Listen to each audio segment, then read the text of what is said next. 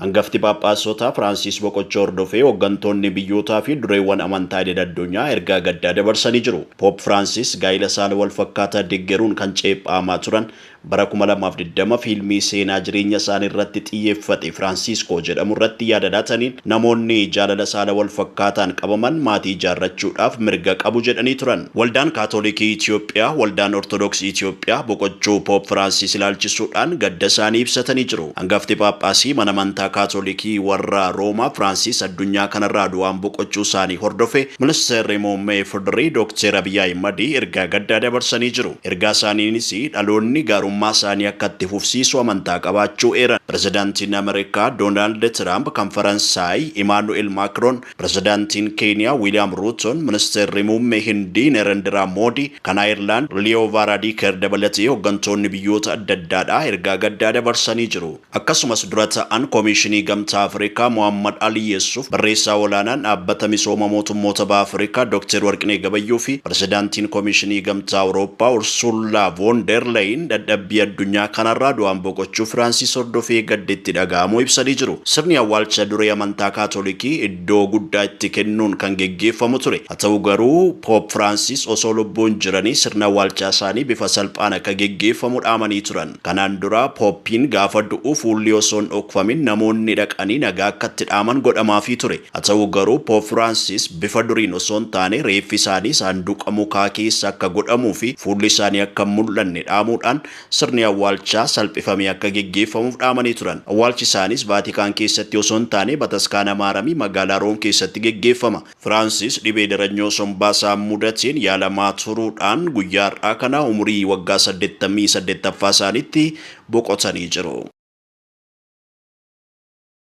Magaalaa Finfinneetti afaan Oromoo, afaan Tigree fi Somaaleetiin leenjiin ayyama konkolaachisaa akka kennamu eeyyamamu abbaan taayitaa to'annoo ayyama konkolaataa fi konkolaachisaa magaalichaadhaaf beeksisee jira. Tajaajila abbaan taayitichaa kennaa jiru keessaa tokko ayyama konkolaachisaa yoo ta'u, leenjii fi qormaanni konkolaachisaa afaan Amaaraa qofaan kennamaa turuu ibsee jira. Afaan dhalootaan leenjii fi qormaanni yoo kenname bu'aa caalu galmeessuu akka danda'an maamiltoonni bara dheeraaf gaafachaa turu ragaan abbaa taayitichaarraa argame ni mul'isa. Gaaffiin dhiyaataa ture amansiisaa ta'uu hordofee qophiin hojii kaariikumaa xumuramuudhaan leenjichi afaanota sadiin akka kennamu murtaa'uun ibsamee jira. Dhaabbilee leenjii 137 keessatti afaan Amaaraa dabalatee afaan Oromoo, Tigree fi Somaaleetiin leenjiin ayyama konkolaachisaa akka kennamu hayyamamuun eeramee jira. Ammatti dhaabbilee moodela ta'an 12f hayyamni kennamuun ibsamee jira.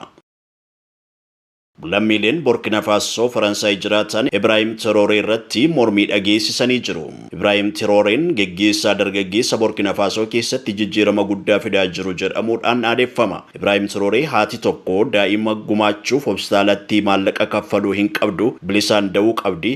Akkasumas bara 2030tti immoo lammiileen Burkina Faso mana mataa isaanii keessa jiraachuu qabu jechuudhaan ejjennoo qabatee nama socho'aa jirudha jedhu miidiyaaleen adda addaadha. Burkina Faso koloneeffattee kan turte Faransaay ammallee harki ishee biyyattii keessatti diriiree jiru gabaabsuudhaaf Ibrahim Traoreen yaalii gochaa jira. Hiriira Traoree kuffisuudhaaf magaalaa Faransaay keessatti geggeeffame kana qindeessuudhaan mootummaan Faransaay hirmaateeraa jedhama. Hiriira Faransaaytti geggeeffame kana keessaa dhaadannoowwan Traoreen abbaa irreedhaa aangoo gadhiisuu qaba jedhu mul'atee jira. Oduu kanaan wal qabateen imbaasiin Ameerikaa Burkina Fasootti argamu lammiileen Ameerikaa balaan hidhaa fi ajjeechaa akkasumas jeequmsaa isaan mudachuu waan danda'uuf gara Burkina Faso akka hin imalle gorsee jira. Traoreen guyyoota muraasa dura kana booda warqee keenya gara alaatti hin erginu, uummanni keenya dursee fayyadamuu qaba jechuudhaan amma booda namoonni beeksisa warqee hojjetan biyyattii keessatti akka mul'anne yoo argamanis adabbiin cimaan akka isaan mudatu dubbateera.